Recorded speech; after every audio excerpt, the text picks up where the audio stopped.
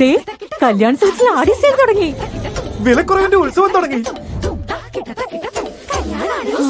4 ഇരട്ടി കളക്ഷൻ ഉണ്ടാവും.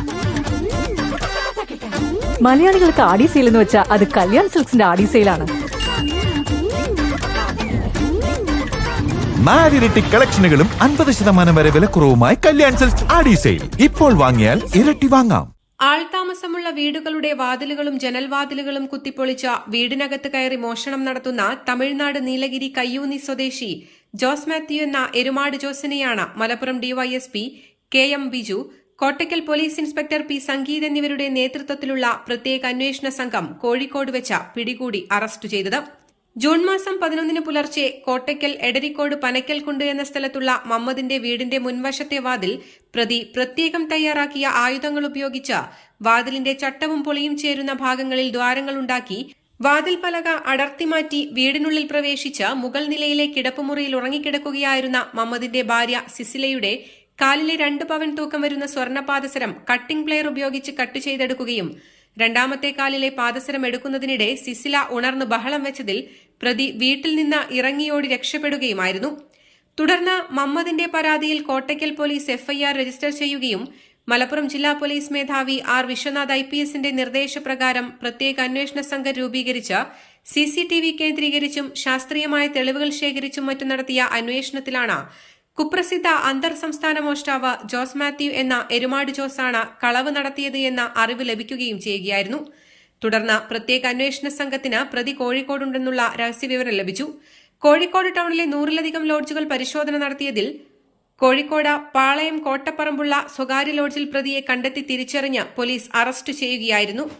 പ്രതി 15-ാം വയസ്സിൽ വീട്ടുകാരോട് പിണങ്ങി വീട്ടിൽ നിന്നിറങ്ങി വയനാട്ടിലെ പുൽപ്പള്ളിയിലുള്ള ഒരു വീട്ടിൽ ജോലി ചെയ്തു വരികയായിരുന്നു. 18-ാം വയസ്സിൽ ചെറിയ കളവ് കേസിൽ ഉൾപ്പെട്ട വൈത്തിരി ജയിലിൽ ജയിൽവാസം അനുഭവിച്ചു. ജയിലിൽ വെച്ച് പരിചയപ്പെട്ട കുപ്രസിദ്ധ മോഷ്ടാവ് വാഗേരി മോഹനുമായി ചേർന്ന് സജീവ മോഷണരംഗത്തേക്ക് ഇറങ്ങി.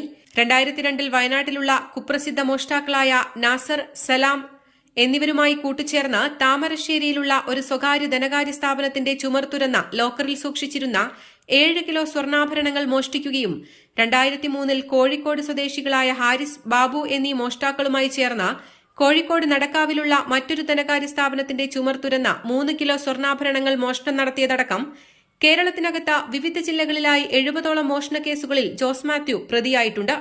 മോഷണം നടത്തി ലഭിക്കുന്ന സ്വർണ്ണാഭരണങ്ങൾ അന്യസംസ്ഥാനങ്ങളിൽ കൊണ്ടുപോയി വിൽപ്പന നടത്തി അതിൽ നിന്ന് ലഭിക്കുന്ന പണം ഉപയോഗിച്ച് ആഡംബര ഫ്ളാറ്റുകളിൽ താമസിച്ച് ആഡംബര ജീവിതം നയിക്കുകയും പണം ഷെയർ മാർക്കറ്റുകളിൽ നിക്ഷേപിക്കുകയുമാണ് ഇവരുടെ പതിവ്. പ്രതിയെ കൂടുതൽ ചോദ്യം ചെയ്തതിൽ നിന്ന് താമരശ്ശേരി, കൊണ്ടോട്ടി എന്നീ പോലീസ് സ്റ്റേഷൻ പരിധിയിലെ വീടുകളിലും സമാന രീതിയിൽ മോഷണം നടത്തിയതായി പ്രതി കുറ്റസമ്മതം നടത്തിയിട്ടുണ്ട്. കഴിഞ്ഞ ഫെബ്രുവരി മാസം വിയ്യൂർ സെൻട്രൽ ജയിലിൽ നിന്ന് ജയിൽ ശിക്ഷ കഴിഞ്ഞിറങ്ങിയ പ്രതി സംസ്ഥാനത്ത് സമാനമായ മോഷണങ്ങൾ നടത്തിയിട്ടുണ്ടോ എന്ന് അന്വേഷിച്ചു വരികയാണ്.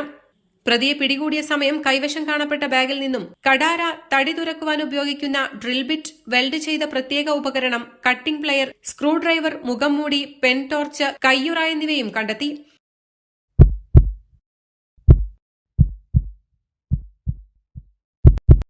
ജീവന്റെ തുടിപ്പ് നിലനിർത്തും സുരക്ഷിത കരങ്ങളിലൂടെ BKCC Heart Hospital, Manathumangalam, Ooty road, Perinthalmanna. Phone 9746 722 922 9746 622 922.